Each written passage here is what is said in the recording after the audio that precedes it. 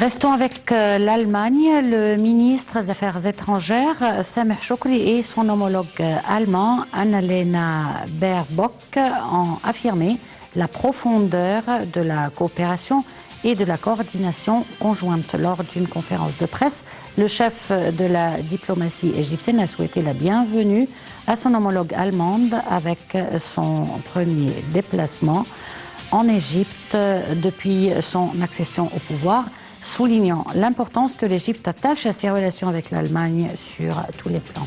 Un reportage.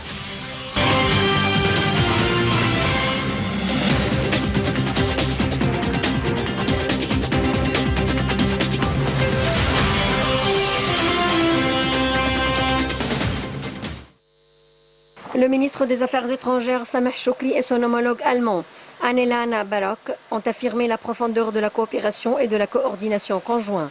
Lors d'une conférence de presse, le chef de la diplomatie égyptienne a souhaité la bienvenue à son homologue allemande dans son premier déplacement en Égypte depuis son accession au pouvoir, soulignant l'importance que l'Égypte attache à ses relations avec l'Allemagne sur tous les plans.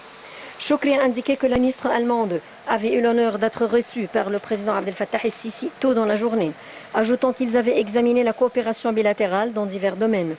M. Shoukry a en outre affirmé que le dossier des droits de l'homme dans les deux pays a été abordé lors d'une séance d'entretien, soulignant qu'il a expliqué à son homologue allemand les efforts de l'Égypte pour fournir tous les moyens nécessaires afin de parrainer ses citoyens dans les divers domaines. De son côté, la ministre allemande des Affaires étrangères, Annalena Baerbock, a insisté sur l'importance de réaliser la sécurité et la stabilité au monde entier, affirmant que la sécurité ne pourrait être réalisée que par le biais de partenariats des citoyens dans la vie politique. Elle a également ajouté que la communauté ne jouissait pas de la sécurité sans que la femme obtiendra tous ses droits et sa sécurité, insistant sur le rôle primordial de la femme dans le développement du monde. Le chef de la diplomatie, Sameh Shoukry, a entamé des discussions bilatérales et d'autres élargies entre les délégations des deux pays sur les moyens du renforcement de la coopération entre l'Égypte et l'Allemagne. Les deux côtés ont également examiné des questions régionales et internationales d'intérêt commun et des droits de l'homme.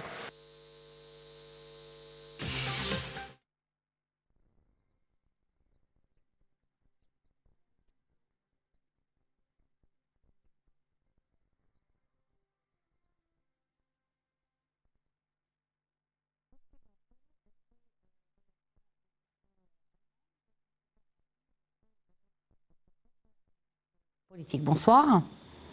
Bonsoir, madame. Bonsoir, monsieur. Alors, monsieur Rezq Shhat en parlait tout à l'heure de l'importance des relations bilatérales entre l'Égypte et l'Allemagne. Mais apparemment, on commence à voir que l'Égypte, elle occupe une importance de plus en plus importante, non seulement en Allemagne, mais en général en Europe, dont en France également, dont vous êtes résident. Tout à fait. Bon, moi j'ai une pensée à la grande chancelière allemande, Madame Angela Merkel, qui a fait vraiment de l'Allemagne et à travers l'Allemagne et de l'Europe une puissance économique importante.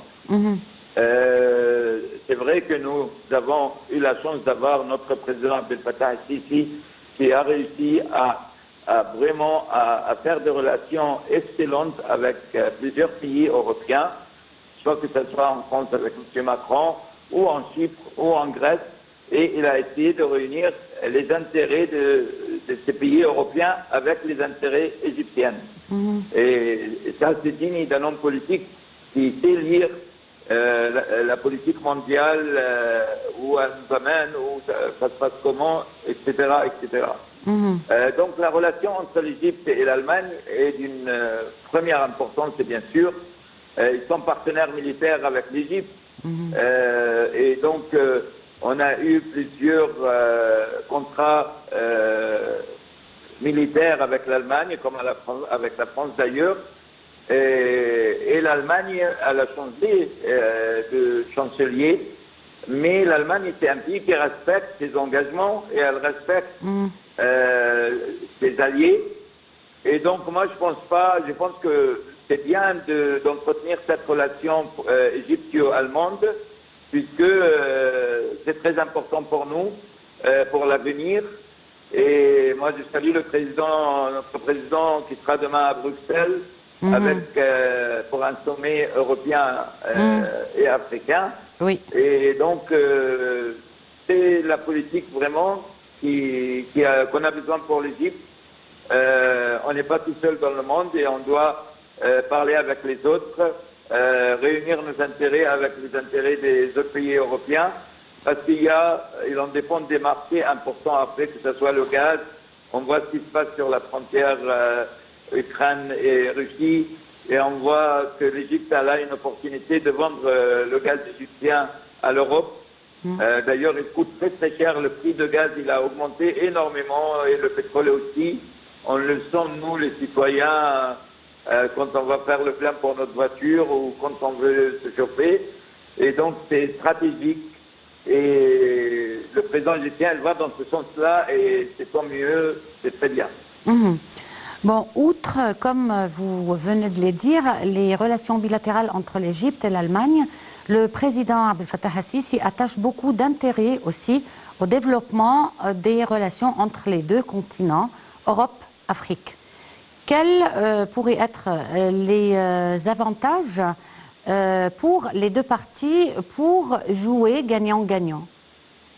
Vous savez, l'Égypte, c'est un pays...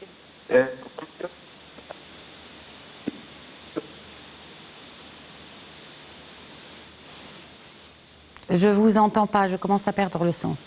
Est-ce que vous m'entendez? Monsieur Rizk Chehata, vous m'entendez? Bon, une pause et on essaie de reprendre l'appel.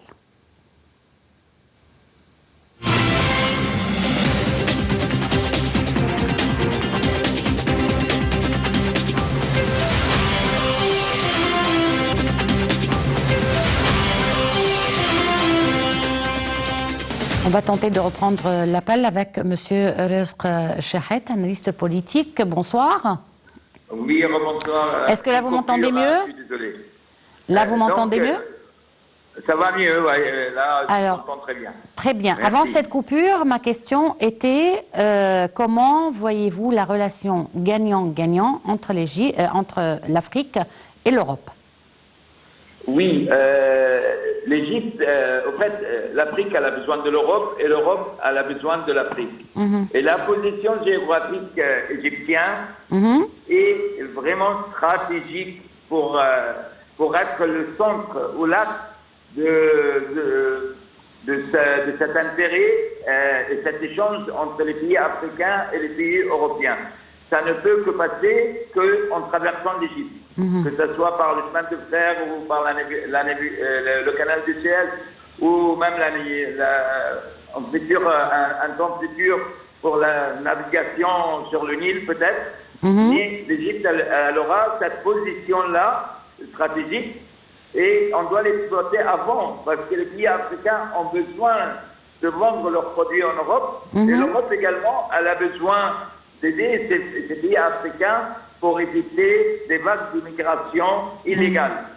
Donc l'Europe, elle voit qu'elle doit intervenir et aider les pays africains pour protéger leurs frontières.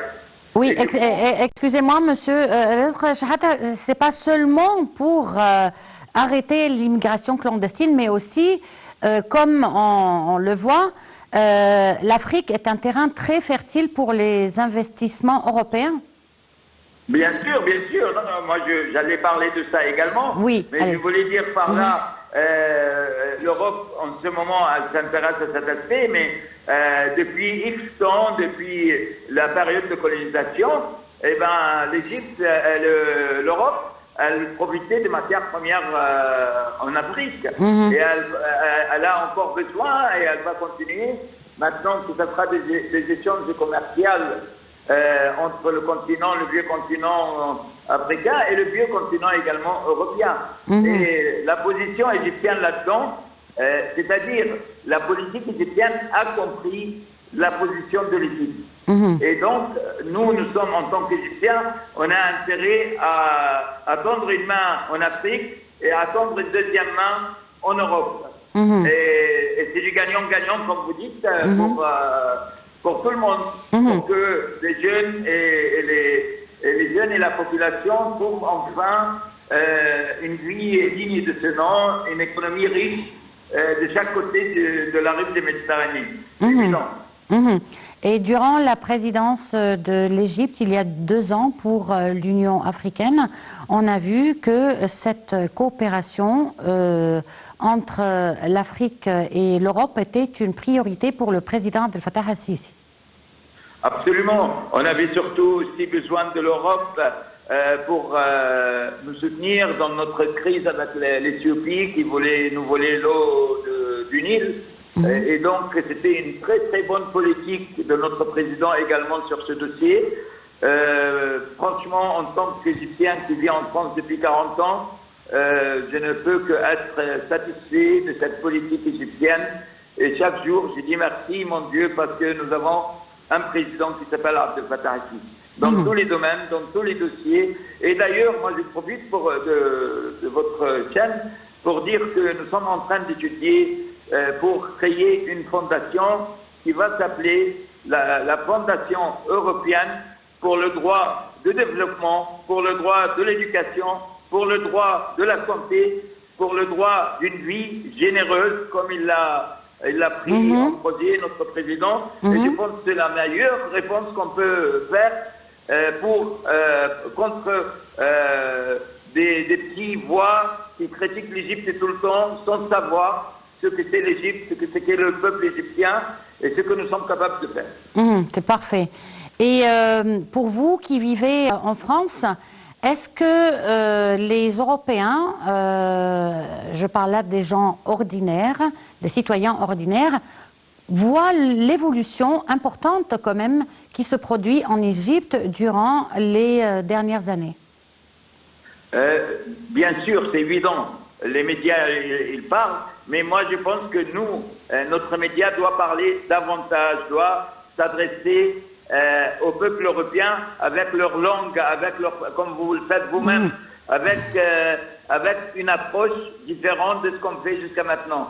Elle doit s'améliorer un peu plus, les médias égyptiens, par rapport à cela, parce que c'est vrai, pour que les peuples qui sont plus ou moins limités dans la connaissance des trucs comme ça, qu'ils seront au courant. Moi, je pense que maintenant, chaque Français, chaque Européen, il doit vraiment voir du positif dans la politique d'Égypte.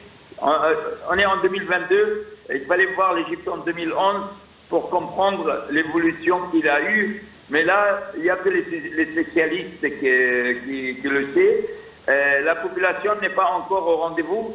Et je pense que c'est le rôle des médias d'en parler, pour expliquer aux simples citoyens ce que c'est le progrès qu'on a eu en Égypte depuis une décennie presque maintenant. Monsieur Rezq Chahata, vous êtes analyste politique et vous êtes résident en France. Je vous remercie beaucoup pour cette intervention. Et on va terminer avec notre dernier reportage qui concerne cette fois-ci l'inauguration de la 5e édition du Salon international du pétrole et du gaz Égypte, Égypte 2022. Le président Abdel Fattah al-Sisi a déclaré que pour des raisons historiques, l'Afrique avait toujours été en retard par rapport au monde, ajoutant que le continent ne devait pas continuer à payer le prix du colonialisme et de l'exploitation de ses ressources. Le chef de l'État a indiqué que le gouvernement avait exécuté des projets d'infrastructure d'un coût de 400 milliards de dollars et avait lancé des initiatives comme celle de Vie décente qui a coûté 40 milliards de dollars. Les détails.